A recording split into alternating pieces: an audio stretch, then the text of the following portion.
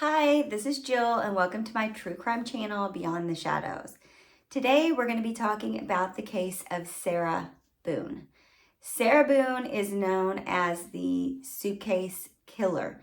The story is very disturbing and I hope that you will listen and like and share to help promote my channel. So let's go ahead and get into the story today. So there's not a whole lot that I was able to dig up on Sarah Boone and her now deceased boyfriend, George. But what I did find out is Sarah's mom had passed away in 2003 from cancer. She has two brothers, one younger, his name's Philip, and then she has an older brother named Tyler. And Tyler was in jail, or was in jail since in October 2011.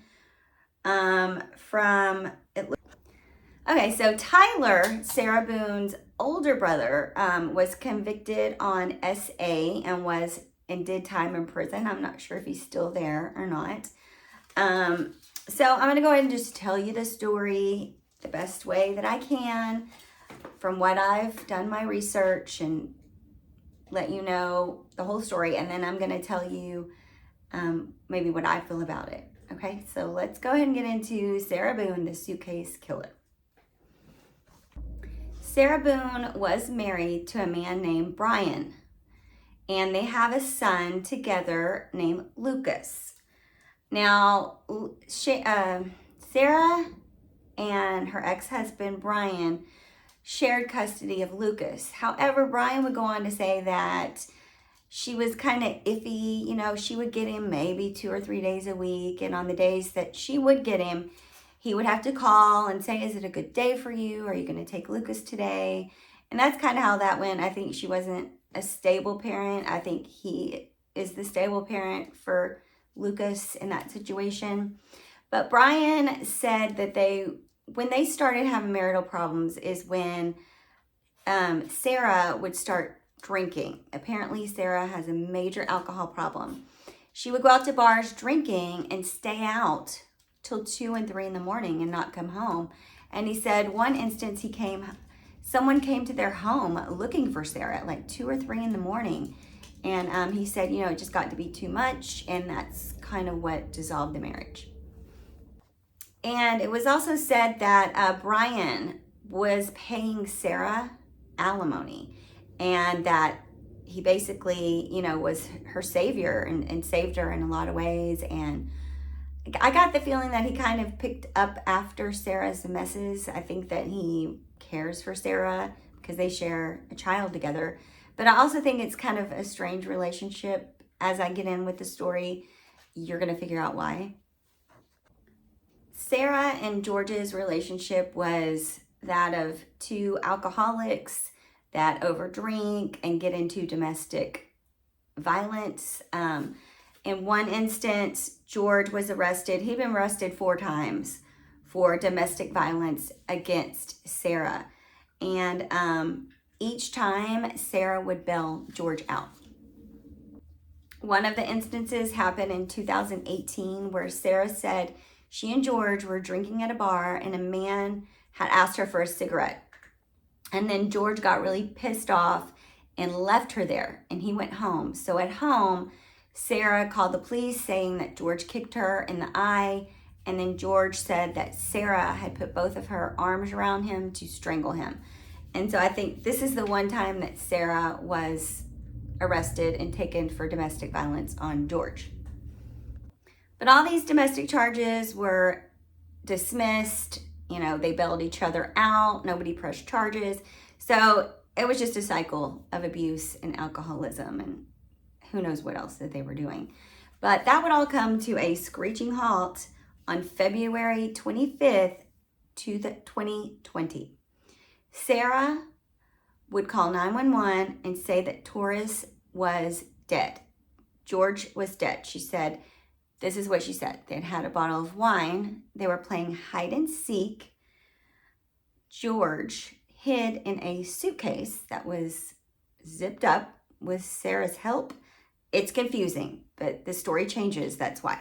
He hid in a suitcase. Sarah went upstairs, fell asleep, woke up around 12 or 1 to find George still in the suitcase, dead. So when all this was unfolding, when they interviewed her ex-husband, Brian, he said he had been trying to get a hold of Sarah that day because it was Sarah's day to get Lucas. And they had talked the day before, and she said yes, she was going to be able to get Lucas. And, you know, so he said he had called 11:25, he called 12:21, he called 12:49. And at 12:49, Sarah picked up the phone. And he said Sarah was crying hysterical on the other end of the phone. She said George was dead. And Brian then asked her, have you called 911? And she said no, she had not called 911.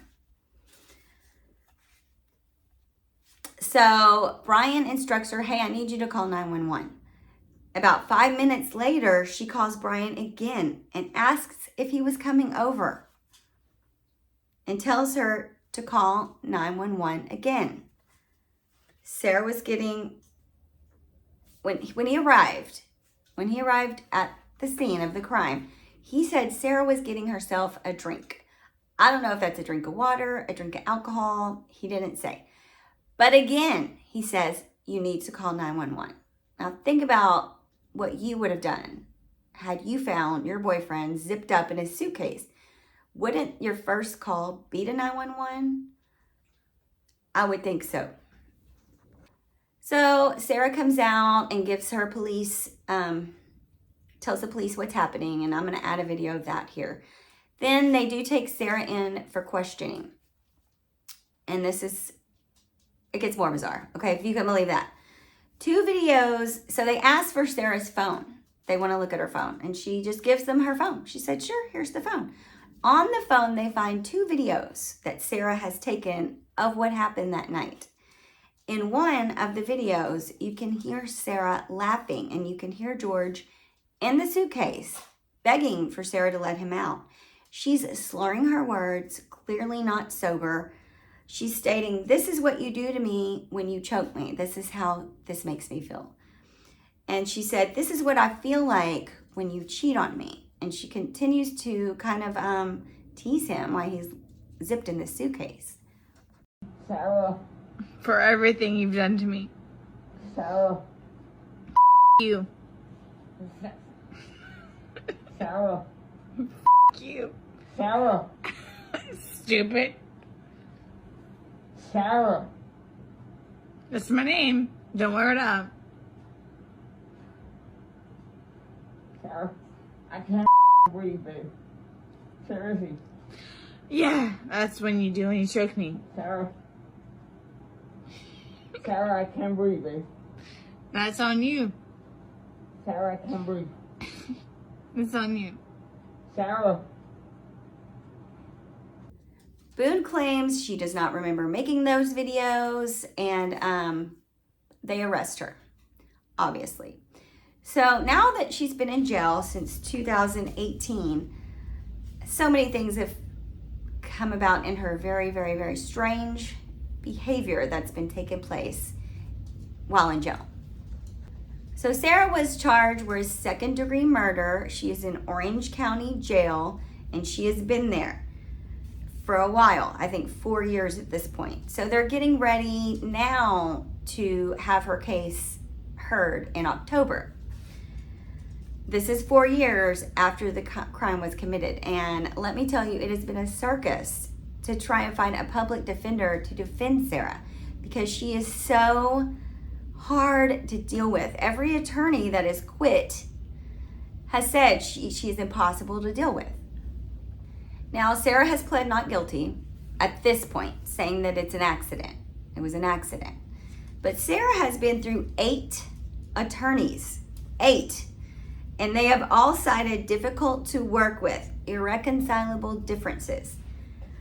Some people think she keeps changing attorneys to delay her case, which might be the case. But, I mean, can you imagine 8 public offenders? Defenders, not offenders, sorry. One of the attorneys said that Sarah would call him 10 plus times a day on his phone. Another one she said that this court-appointed attorney was a buffoon. He was a dud. And the list goes on and on. And the last attorney was a female, Cashman, Patricia Cashman. And she said she was hard to deal with and she couldn't deal with her anymore. Sarah has written so many letters to the court. I mean, I might put up pictures of snippets of letters and letters that Sarah has written to the judge and to the court. The latest, Cashman withdrew on June 11th, and Sarah said that she was uninformative and she was snotty and she had a bad attitude, and Sarah walked out on her and didn't want her to be her attorney anymore. So then it was said that Sarah was going to represent herself in court, which I don't even know how people represent themselves when they don't have a law degree. It looks like now she has gotten another lawyer, not just one, but I think she has 3 or 4 lawyers now working for her. And they're all court appointed. And how she has managed to manipulate the system is crazy to me. I don't know somebody accused of murder that has so many attorneys, go through 9 attorneys, and now has a whole team of attorneys working for her. But the new lawyer is James Owen. And he has approximately 11 days, I think, to prepare for this trial. But now he wants to go back and be able to change her reasoning for what she said it was a game, it was an accident, to now self-defense. And he's going to want to claim the battered wife syndrome. And now they're waiting on the judge to see if they can change her plea to the battered wife syndrome plea. Sarah has had many write-ups and while being in jail, she's been a problem there as well. They said that she was caught with contraband in her jail cell. She had staples and like paper clips, and she was altering her uniform. And she even had the nerve to alter her uniform and then wear it to court. I don't even know what this lady's thinking, honestly, because it's beyond me. However, let's keep up with this case. When in fact they do start the court case, I will be reporting on it. But I'm going to say crazy Sarah Boone, it's been a crazy court case, and it's not even begun. So I hope to see you guys on the next one. Until then, I hope you have a great day, and I hope that you will follow my channel and like and subscribe, because it would help me with my channel to grow.